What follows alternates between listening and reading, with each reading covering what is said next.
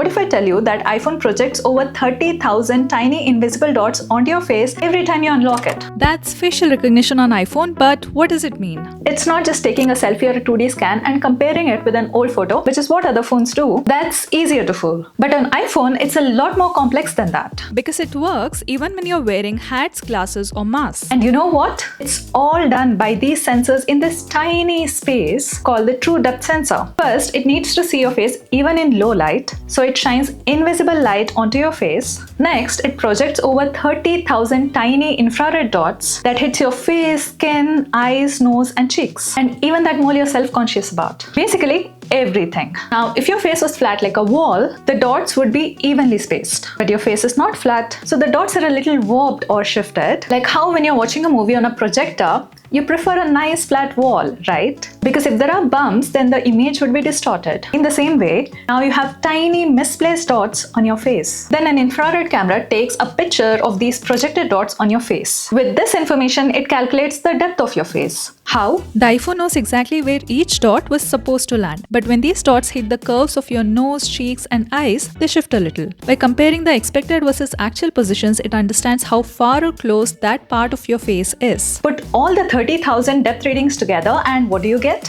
A full 3D depth map of your face. But it's not a 3D photo of your face, but a mathematical model that only your iPhone can use. It compares this with the recent facial data, not the original facial data on the iPhone, to figure out if it's a match. Because this way, it can also learn and adapt how your face changes over time. Now, you might have noticed that your spying partner can't just unlock your phone when you're sleeping. Why? Because apart from creating a 3D map, your Face ID also factors in attention. Which means it checks that your eyes are open and also checks that the eyes are looking towards the phone camera, not sleeping or looking away. While there is still a 1 in a million chance of a random match, Apple Face ID is no doubt an engineering marvel. Then why don't Android phones just copy it? A few Android phones tried, but none pulled it off at scale. Why? Because Apple literally shrunk a depth sensing machine from Xbox into this tiny space. And that required custom sensors, a special neural engine in the chip just for Face ID, and years of R&D.